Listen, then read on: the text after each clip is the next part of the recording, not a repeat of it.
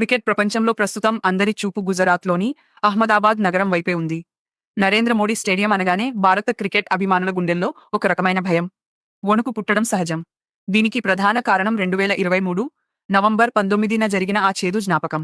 One day ప్రపంచకప్ tourney అంతా అజేయంగా నిలిచిన team India ఫైనల్లో అనూహ్యంగా ఓడిపోవడాన్ని ఇప్పటికీ అభిమానులు ఒక పీడకలలాగే భావిస్తారు. ఆ రోజు మనకు అదృష్టం ఏమాత్రం కలిసి రాలేదు. అది భారత క్రికెట్ చరిత్రలోనే ఒక బ్లాక్ డేగా మిగిలిపోయింది.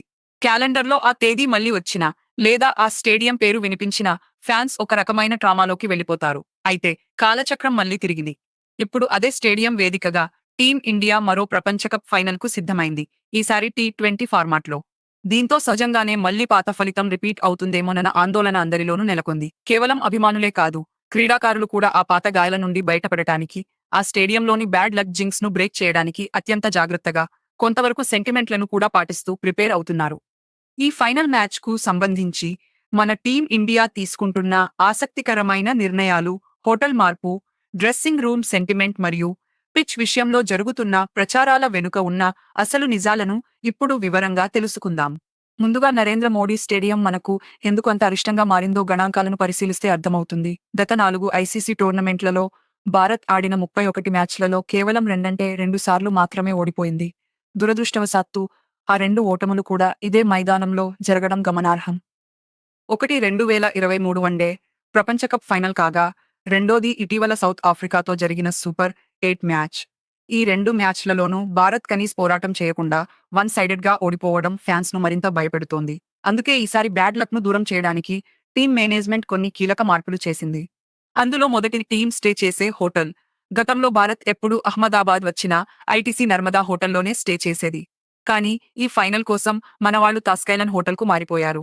ఇది మనవాళ్లు కావాలని మార్చుకున్నారని ప్రచారం జరుగుతున్నప్పటికీ నిజానికి ఇది ఐసీసీ ప్రోటోకాల్ ప్రకారం జరిగింది. మనకంటే ముందే న్యూజిలాండ్ ఫైనల్కు క్వాలిఫై అవ్వడంతో ఐసీసీ నిబంధనల ప్రకారం వారికి మొదటి ప్రాధాన్యత గల ఐటీసీ నర్మదాను కేటాయించారు. అందుకే భారత్కు రెండో హోటల్ వచ్చింది. అయితే ఈ మార్పును మన ప్లేయర్స్ ఒక పాజిటివ్ సైన్గా భావిస్తున్నారు. పాత హోటల్ కంటే ఈ కొత్త వాతావరణం తమకు అదృష్టాన్ని తెస్తుందని నమ్ముతున్నారు. మరో ఆసక్తికరమైన మార్పు డ్రెస్సింగ్ రూమ్ విషయంలో జరిగింది. సాధారణంగా సొంత మైదానంలో ఆడుతున్నప్పుడు హోమ్ టీం డ్రెస్సింగ్ రూమ్ నే భారత్ వాడుతుంది. కానీ ఈసారి సెంటిమెంట్ ప్రకారం మనవాళ్లు విజిటర్స్ డ్రెస్సింగ్ రూమ్ ను ఎంచుకున్నారు. హోమ్ టీం అనే ఫీలింగ్ తో వచ్చే అదనపు ఒత్తిడిని తగ్గించుకోవడానికి, ఈ మ్యాచ్ ను ఒక న్యూట్రల్ వేదికపై ఆడుతున్నట్లు భావించడానికి ఈ నిర్ణయం తీసుకున్నారు. అంటే ఎనర్జీని రీసెట్ చేయడం కోసం మనవాళ్లు ఇక్కడ కొంత సూపర్ స్టిషియస్ గా వ్యవహరిస్తున్నారు. మనవాళ్లు చంద్రగ్రహణం నడుస్తుందని చెప్పి సుమారు 45 నిమిషాలు ప్రాక్టీస్ ను చేశారట. అంటే ఈ గ్రహణం ముగిసిన తర్వాత దాదాపు 3-4 గంటలు లేట్గా ప్రాక్టీస్ను మొదలు పెట్టారట. ఎందుకంటే గ్రహణం సమయంలో ఏ పని చేసినా దానివల్ల ప్రతికూల ప్రభావాలు రావచ్చు, అనారోగ్య సమస్యలు వచ్చే అవకాశం ఉంటుందని. అందుకే ఈ కారణంతో మన టీమిండియా సెమీఫైనల్కు ముందు చంద్రగ్రహణం సమయంలో ప్రాక్టీస్ చేయలేదట. అదే పద్ధతిని ఇప్పుడు డ్రెస్సింగ్ రూమ్ మార్పులో కూడా అనుసరిస్తున్నారు. ఇక ఈ ఫైనల్ మ్యాచ్ కోసం వాడబోయే పిచ్ గురించి వస్తున్న అప్డేట్స్ అభిమానులకు పెద్ద ఊరటనిస్తున్నాయి. గత 2 ఓటములు కూడా పిచ్ నెంబర్ 5 మీద జరిగాయి. అది బ్లాక్ సాయిల్ వికెట్ కావడంతో చాలా స్లోగా బౌన్స్ లేకుండా ఉండి మన బ్యాటర్లను ఇబ్బంది పెట్టింది. కానీ ఫైనల్ కోసం పిచ్ నెంబర్ 6ను వాడుతున్నట్లు సమాచారం. ఇది రెడ్ సాయిల్ మరియు బ్లాక్ సాయిల్ కలిసిన మిక్సడ్ వికెట్. ఇది పక్కా బ్యాటింగ్ ఫ్రెండ్లీ ట్రాక్ కావడంతో భారీ స్కోర్లు నమోదయ్యే అవకాశం ఉంది. పిచ్ మార్పు గురించి విదేశీ మీడియా మరియు పాకిస్తాన్ మాజీ ఆటగాళ్లు భారత్ మోసం చేస్తోందని విమర్శిస్తున్నప్పటికీ అందులో ఎలాంటి నిజం లేదు. పిచ్ను కేటాయించే అధికారం కేవలం ఐసీసీకి మాత్రమే ఉంటుంది. ఐసీసీ తన రెవెన్యూను దృష్టిలో పెట్టుకుని ఫ్యాన్స్కు ఒక ఉత్కంఠభరితమైన హై స్కోరింగ్ మ్యాచ్ అందించాలనే ఉద్దేశంతోనే ఫ్లాట్ ట్రాక్ను సిద్ధం చేసింది. టాస్ గెలిచిన జట్టుకే అడ్వాంటేజ్ ఉండకూడదని, కేవలం ఆటగాళ్ల నైపుణ్యం మీదనే ఫలితం ఆధారపడాలని ఈ నిర్ణయం తీసుకున్నారు. సెమీఫైనల్ 2లో కూడా ఇలాంటి ఫ్లాట్ ట్రాక్ ఇవ్వడం వల్లే మనం ఒక మంచి ఫైట్ను చూడగలిగాం. అహ్మదాబాద్లో సూర్యాస్తమయం ఆలస్యంగా జరగడం వల్ల డ్యూ ఫ్యాక్టర్ కూడా వెంటనే ఉండదు. అలాగే యాంటీ డ్యూ కోటింగ్ వాడటం వల్ల సెకండ్ హాఫ్లో బౌలర్లకు పెద్దగా ఇబ్బంది ఉండదు. ఇక చివరిగా అందరినీ భయపెట్టే అంశం అంపైర్ రిచర్డ్ కెటిల్బరో. అతను అంపైర్గా ఉన్న ఏ ఐసీసీ నాకౌట్ మ్యాచ్లోనూ భారత్ గెలవలేదనే సెంటిమెంట్ బలంగా ఉంది. అయితే ఫ్యాన్స్కు గుడ్ న్యూస్ ఏంటంటే ఈ మ్యాచ్ అంపైర్ల ప్యానెల్లో కెటిల్బరో లేరు. ఆన్ ఫీల్డ్ అంపైర్లుగా రిచర్డ్ ఇల్లింగ్వర్త్ మరియు అలెక్స్ వార్ఫ్ బాధ్యతలు నిర్వహిస్తారు. థర్డ్ అంపైర్గా అల్లావుద్దీన్ పలేకర్ ఉంటారు. ఇక ఈ మెగా ఫైనల్లో 2 జట్లు ఏ ప్లేయింగ్ 11తో బరిలోకి దిగబోతున్నాయో ఒకసారి చూద్దాం. ముందుగా టీం ఇండియా ప్లేయింగ్ 11 గురించి మాట్లాడితే ఓపెనర్లుగా అభిషేక్ శర్మ మరియు సంజు శాంసన్ ఇన్నింగ్స్ ను ప్రారంభించే అవకాశం ఉంది. 1 డౌన్లో ఇషాన్ కిషన్, 4వ స్థానంలో సూర్యకుమార్ యాదవ్ బ్యాటింగ్ చేయొచ్చు.